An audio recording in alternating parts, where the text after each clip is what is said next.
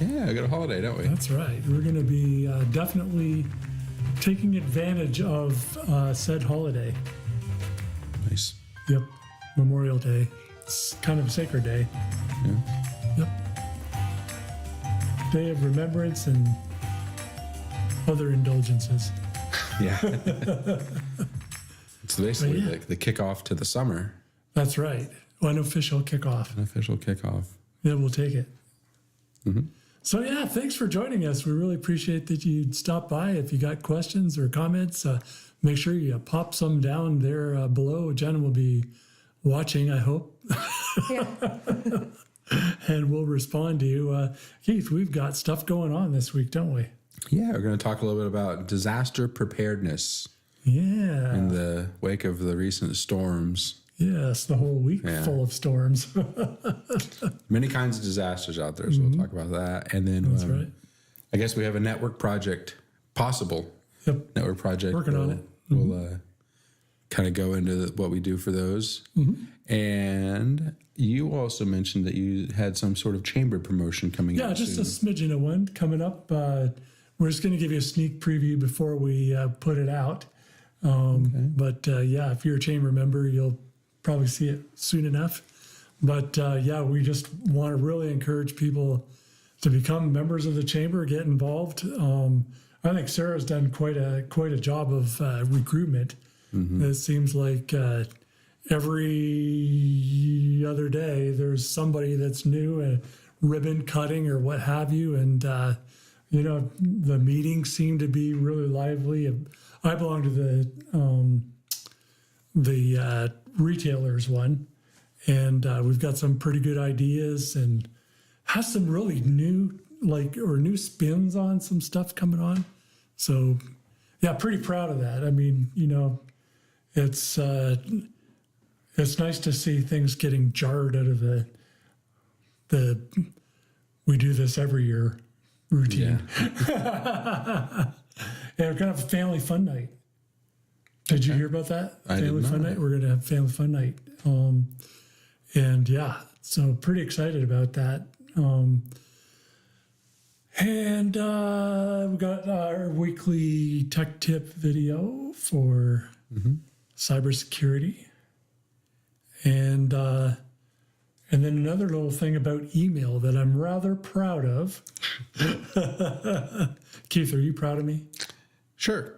I'm proud of you. We'll talk about that in just a little bit. I'm proud of you every day, brother. Well, thank you. But before we get into all that, what do we do, Keith? I believe we have to talk about the residential protection plan. That's right. The Residential Protection Plan by HonorBound IT is the best support and service for home computer users. You get top-notch antivirus, backup, and remote support. Plus, if you need in-store service, it's free. Visit us at 109 Norris Avenue, McCook, or call 877-686-6642. Your digital peace of mind starts here. Welcome back. And yeah, I guess we're going to start out talking a little bit about the disaster preparedness. Jennifer, you're laughing at me, but I can laugh at you because you didn't know how to spell it. I spelt it right, actually. You did. It just I looked just wrong, second right? guessed it. But why is that some words that you spell right, they just kind of look wrong? It's I know. the English language, I guess. I don't know. That's right. All kinds of crazy rules and exceptions to the rules, but Yeah. I digress. But yeah, we've had like kind of a rocking week, haven't we? Especially with the storms. Yeah, Yeah. lots of it. And Tornadoes, hailstorms. straight line winds. Did you see the pictures of Hitchcock County? The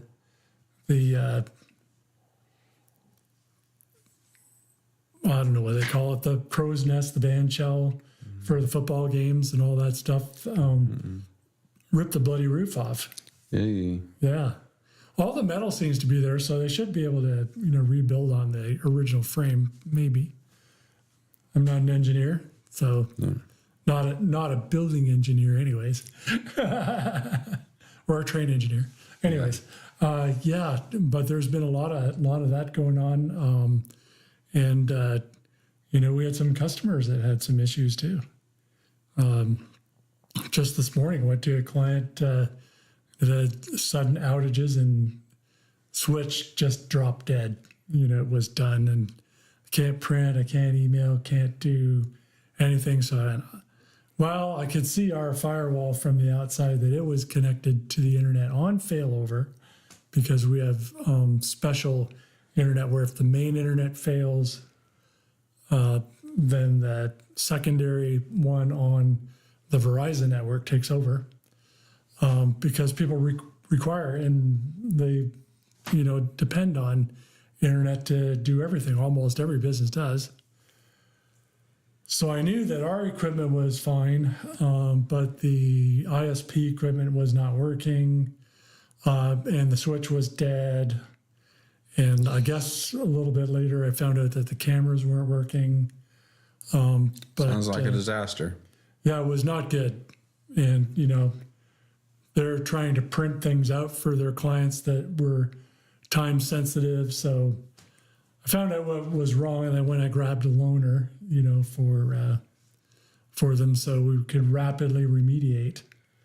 This is one of the preparedness steps that we have, is that we have spare equipment for our paying clients, that if they're in a pinch like that, and in this case, they had kind of an important thing that they had to get done, before tonight. It was on a very strict deadline, and we were able to bail them out because we were prepared. You can't be prepared for everything, but you can certainly hedge your bets, right? From a power standpoint, we have a couple things that we do, right, Keith? Yeah. We have the important battery backup, I think, is probably very important if you're losing power and you want your things to at least have that surge protection. That's what those battery backups have. So that way that your devices just don't randomly shut down, in the event of a storm or a tornado or, sudden loss of power, which is what happened around our area. And so having that battery backup, that'll give your stuff a little bit of life. Hopefully the power ain't off that long, so it doesn't use up all of the battery, but it's better to have that than nothing. Yep. And because things just don't like to be shut off suddenly like that. The next best thing that you can have is a surge protector. It's not going to protect you from the sudden shutdowns, but it'll help with, the spikes and that sort of deal. If there's like a sudden jolt of high energy come through the line, it'll shunt it for you. But there are, I don't know if you knew this, Keith, there are two kinds of surge protectors. There's like the little cheap strip ones, the ones that, when you buy them out of the package, they're like $6 or $7. They might be $10 now with inflation, but on the packaging, it's not going to have like a protected equipment insurance. Like some will say, I've got $100,000 connected equipment on the packaging. Those are the ones to buy. And we have actually had American Power Conversion, APC. We had a payout on one of those. They paid depreciated value on a piece of equipment that was connected. It blew the whole thing to pieces, and the left side of the fuse box in the house of that client. But those the little cheap ones, all they've got is a little varistor in them.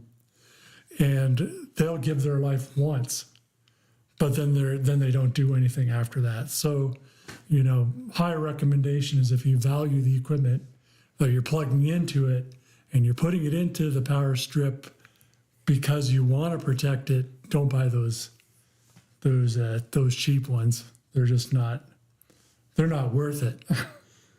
It doesn't work that way. Other things that we can do to protect ourselves and for disaster preparedness is that 3-2-1, right, Keith? Yeah, the backup. Always make sure you have your backup. In some cases, we usually get, during these storms, we have some of our home users come in that, oh, my computer fried during the storm. Okay, well, that's all right. You got your backup. Let's just see if we can get you a new computer. And they look at us like, well, I don't think I had everything backed up. Everything was saved on my computer. Okay. You didn't have an external hard drive, anything. You weren't using, Microsoft 365, your files in your OneDrive.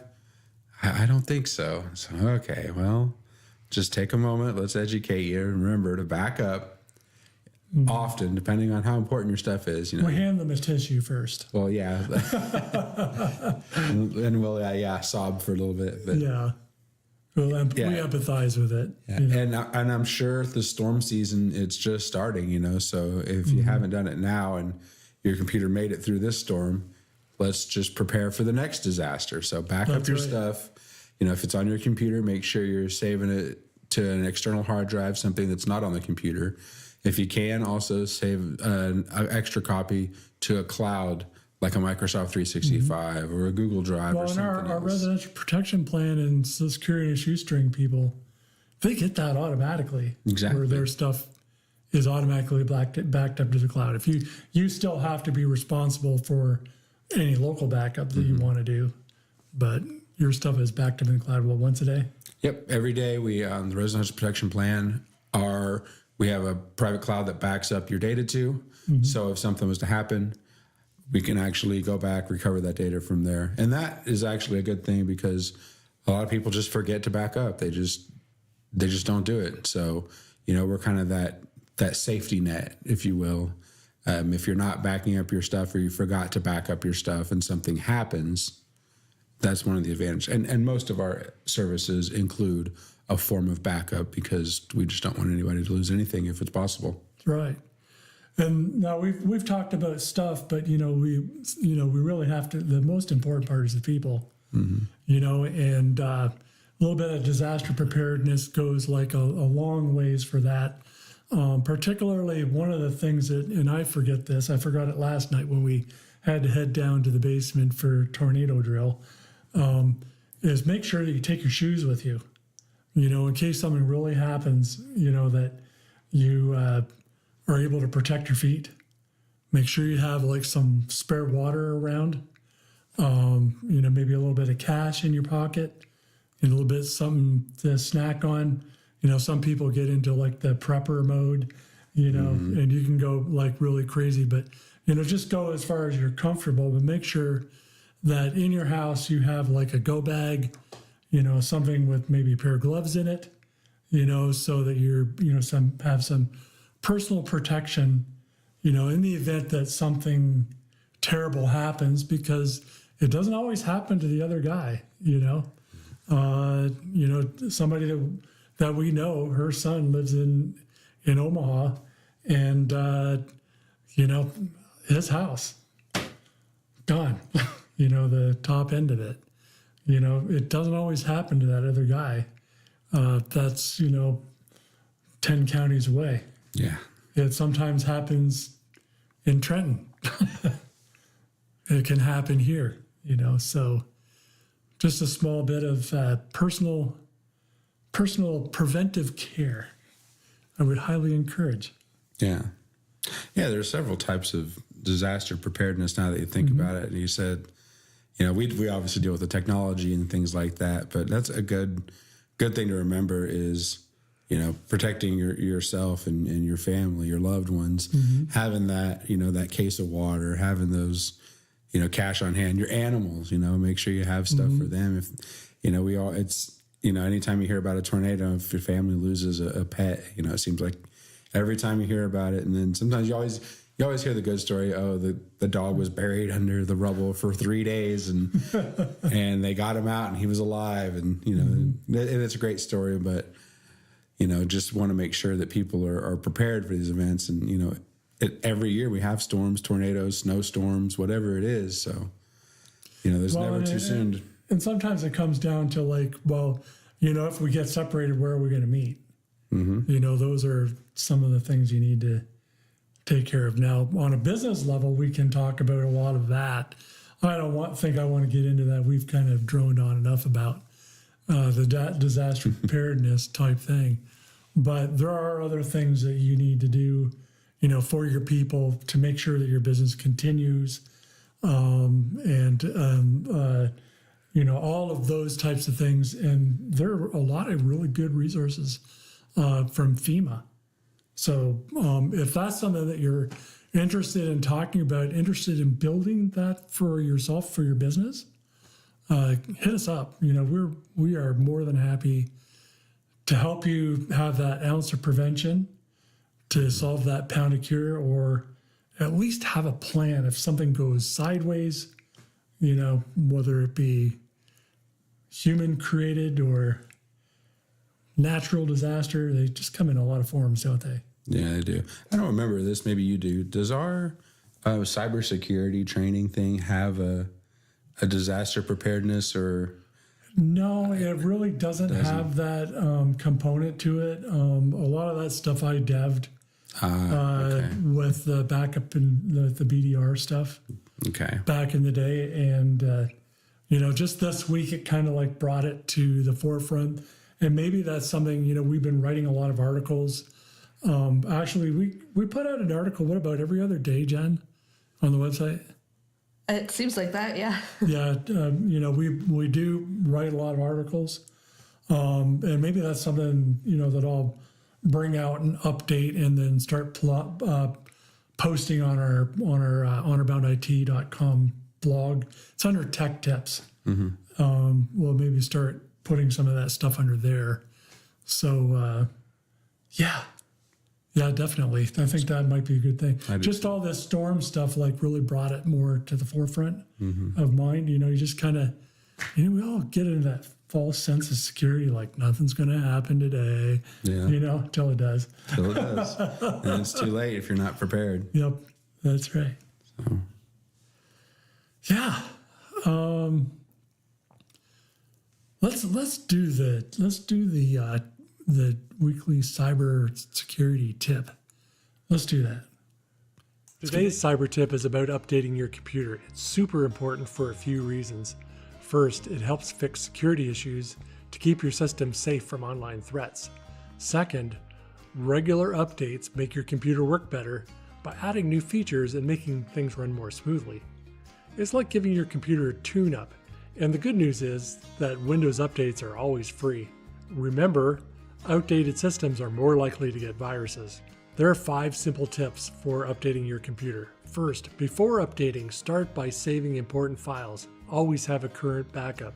Nearly all updates that get applied happen without a problem, but nothing is perfect. Second, choose a time when you're not going to need your computer for a while, because sometimes updates take some time and you don't want to interrupt your workflow. Third, make sure your internet connection is stable so everything comes across correctly. Fourth, always get updates for third-party software in your computer manufacturer from their official websites. And fifth, after updates, restart your computer to apply the changes. Wait for them to finish the process. Do not interrupt an update because it can cause problems. Stay aware of the latest updates to keep your computer running smoothly and securely. Most of the time, updates are a free and easy way to get the most out of your computer. All right. So speaking of updates, if you're on Windows 11, Feature Pack 24H2 just came out. And I was going to talk about it, but I couldn't find enough information. It just popped up on the screen just before the show. So we'll maybe talk about that next week. We'll know a little bit more about it. And I know a few things, but I'd rather see it in real life and experience it. And that way we can kind of give you our first impressions. How's that sound? Sounds good. So yeah, another possible networking project coming up. More updates. Yes. Upgrades. Pretty exciting stuff. Well, we got a pretty standard stack, right, Keith? Mm-hmm. Tell them a little bit about it. Yeah, you get we've done several of these for a lot of our clients that just need a reliable network. And so, one of the things you get is you get a firewall. And then, depending on how many devices you have, you're going to get a switch that has multiple ports. So that way all these devices can get connected. Computers, printers, phones, cameras, anything that connects to the network. We get our switch in there. We test all these cables We have, equipment that shows if the cable's working. If a cable's bad, we can repair it and, get that hooked up into your switch. So we got your firewall, we got your switch, and then these things need power. So we also get a little device that we can actually manage the power for you. So what it is like a power strip, plugs in, and then we can connect it to the rest of the network. So if something's going wrong, something needs rebooted, we can actually do that remotely. Pick the device that we want to reboot just in case something's going wrong. Sometimes it's hard to explain these things to the end user where they just, they're on the computer, they're just working in their Excel spreadsheet, their QuickBooks, just doing their basic job. When you run into things like, oh, I need you to disconnect this cable or I need you to reboot this device, you kind of get that deer in the headlights look from them. Even though they're on the phone, you can't see it. You can tell that they're not sure what to do. So part of this managed network stack that we have includes things where we can actually, if there's a cable that needs to be tested, we can do that remotely. We can reboot devices remotely as well. And then, I think we talked about getting the battery backup, some additional, protection for your equipment. So if something happens in a disaster, your devices don't, necessarily bite the dust immediately. Yep. And then in addition to that, we have the failover internet on most of them. Not all of them need it, but so like a lot of businesses, they're just out of business if they don't have internet. So we have that LTE failover, and then it's all in a locked cabinet. You want to keep the hands, unauthorized hands out of it. And that's one of the other reasons that we sort of like to have that remote ability to reboot different devices right from the power managed power section. Because we don't need people putting their hands in places where they don't know if they should be there or not. Yeah. But those are always exciting. We, have done enough of them that, they get to be pretty old hat, but it's nice because wherever I am, if I'm at my computer or maybe even away from my computer, I can actually manage all of this stuff from my phone, which is extremely handy. Oh, yeah. To have on hand, because I might be out of town or in Colorado, and then somebody needs help with something over here. Well, what do I do? Keith's not available. Keith's out fishing with his kids. I can do the work, remotely. One other thing I forgot to mention, a part of our network stacks that we do, we got all the equipment in there to get your hardwired stuff in, but we also do Wi-Fi. Oh, yeah. Yeah, managed Wi-Fi. Yeah, so if you're in a building, we recently did one where, part of the office had internet, but out in the shop area, internet wasn't very strong the farther you got away. So, we get a little wireless access point, run the cable, get it set up. So that way you can get a better range for your Wi-Fi. And then, if you have an office with customers coming in, you can get a guest Wi-Fi just for them, separate from the corporate Wi-Fi. So that way you're not, crossing over and possible, data breach of some kind or something happen. If somebody brings in a malicious device or something happens, your network doesn't get infected. Yep. And in some cases it's required, like if you're accepting credit cards, you need to have that credit card equipment on a separate network, and all this stuff can have what's called virtual LAN, so we can separate out that traffic and make you compliant, PCI compliant, so that the customer card information does not get breached, which is extremely important. And it's one of the often overlooked things.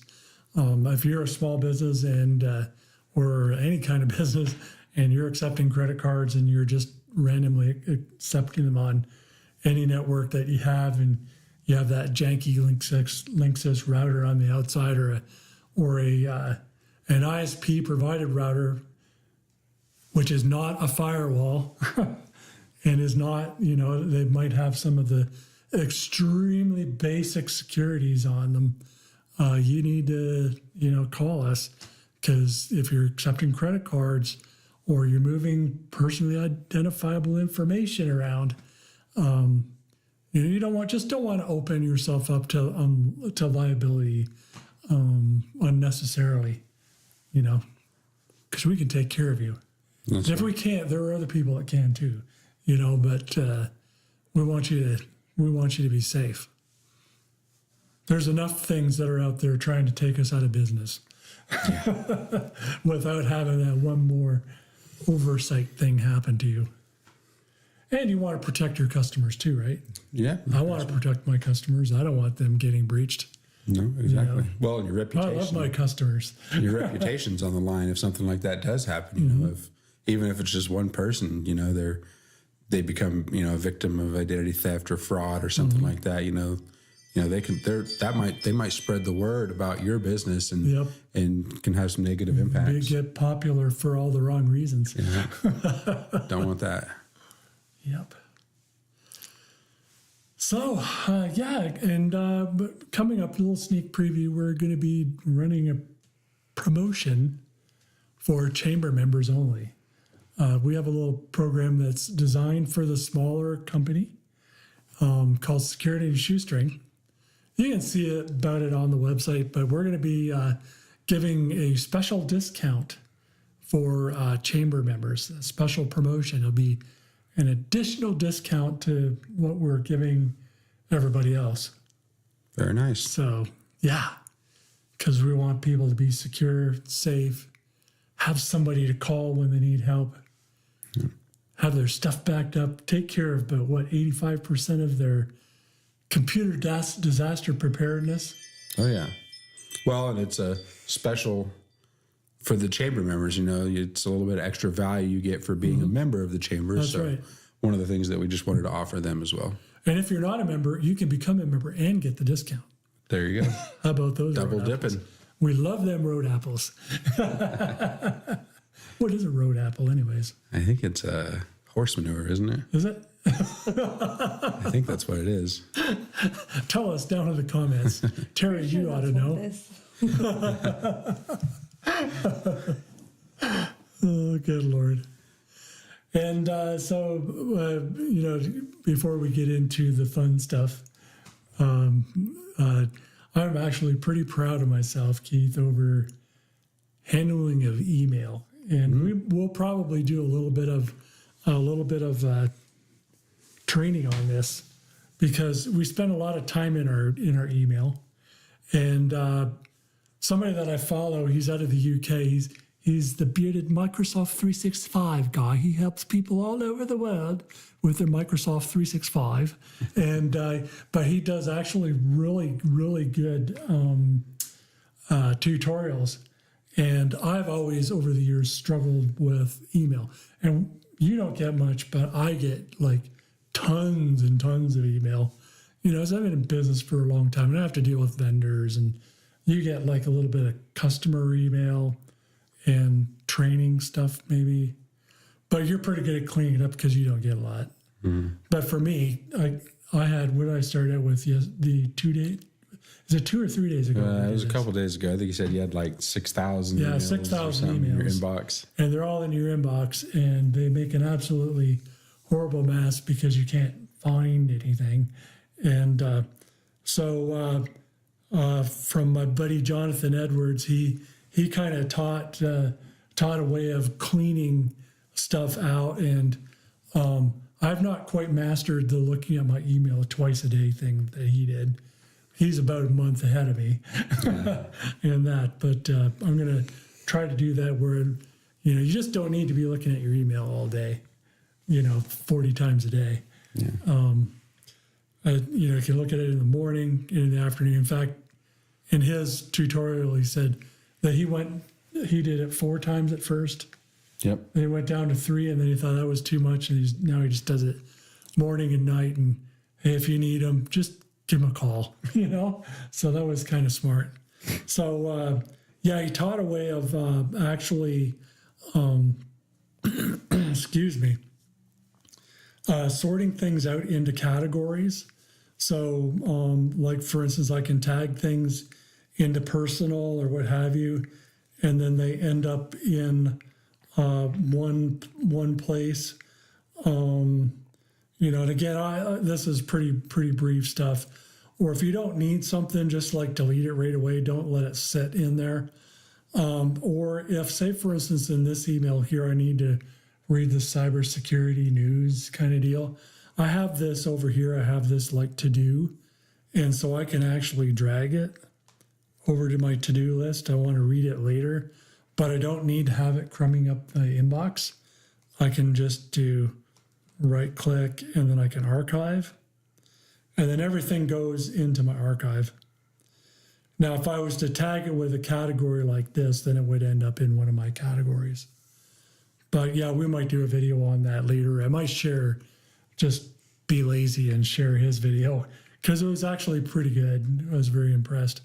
But yeah, I didn't know that you could, this is the web version of the Outlook. And Keith, you use that almost exclusively. Mm-hmm. There are reasons to use the desktop version, but we only found one so far this year, right?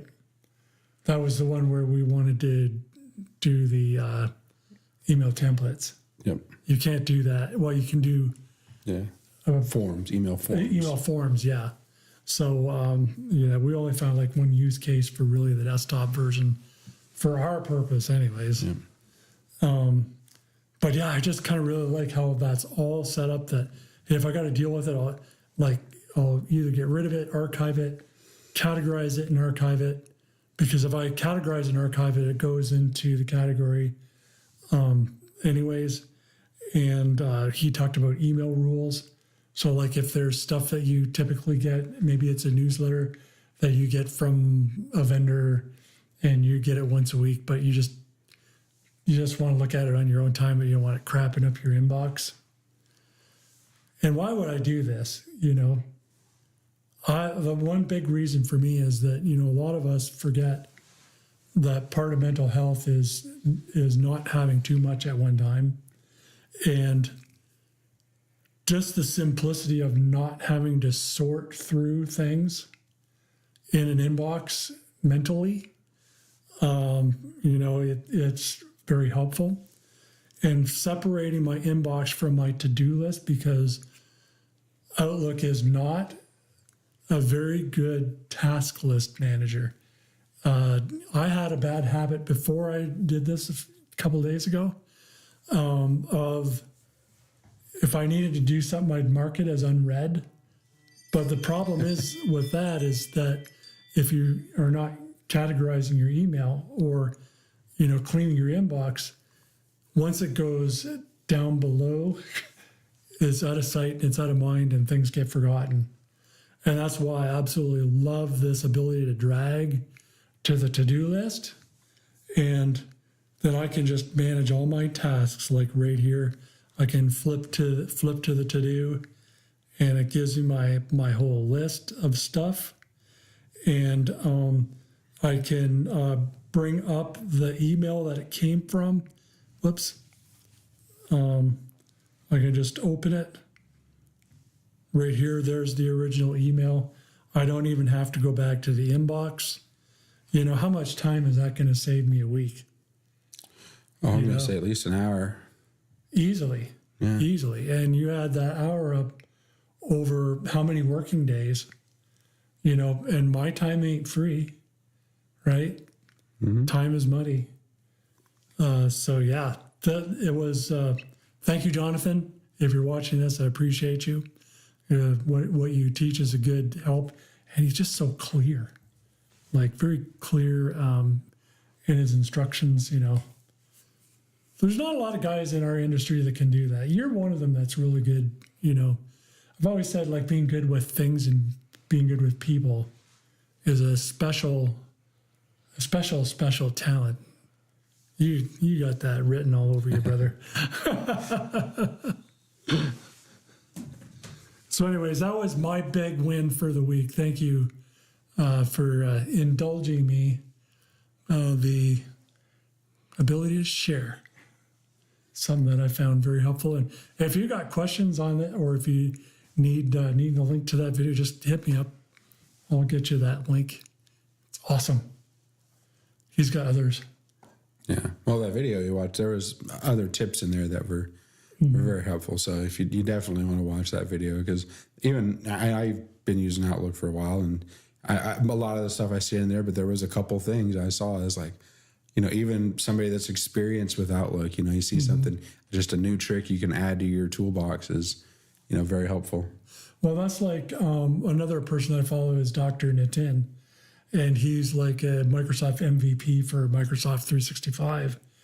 And, he talks about there being, hundreds of thousands of different features and settings and options in the Microsoft 365 world. And I think he's probably even underestimating the numbers themselves.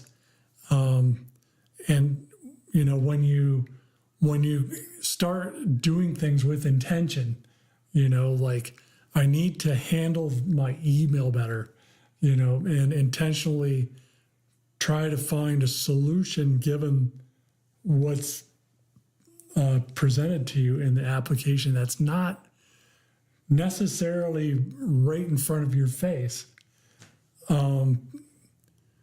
Just watching how other people work, you say, wow, you picked up a few tips and tricks, and you've used the web version for probably, a year and a half or 2 years longer than I have.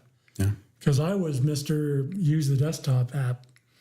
I was the guy that was kicking and screaming, and then finally I took the bait and went, all right, Keith, this week I'm not going to use the desktop app. And for the most part, I have not gone back. Until you find a feature that's not there yet. Yeah. Spend an hour looking for that feature, like, why did they remove this from? No, they didn't move it. They just didn't Yeah, they just didn't propagate it to the new stuff. So yeah. All right, it's time for the cat pick of the week, because the internet's for cat videos and cat pictures. This is Kaida. She's getting a little bit bigger. Oh, geez, yeah. She's trying to do the camouflage thing on the floor. And this is after I nearly slammed her head in the door. I was purpose trying not. No, it was not on purpose. That's her what the hell look. But no, I was trying to get in my room, and she darted in while I was shutting the door. And man, she was mad. She ran, but I am forgiven. I did not mean to hurt her. And you left her in the room too. You didn't kick her out, did you? No, I left her in the room and I fed her. So usually when you feed them, that kind of expedites the the forgiveness part of it, right? That's the trick, huh? So is it time for the awkward chair dance? Awkward. Awkward. It's not awkward at all. Happy Friday. Thanks for joining us. We're happy that you came to visit, and we'll see you next week. Have a great and safe weekend. We'll see you soon.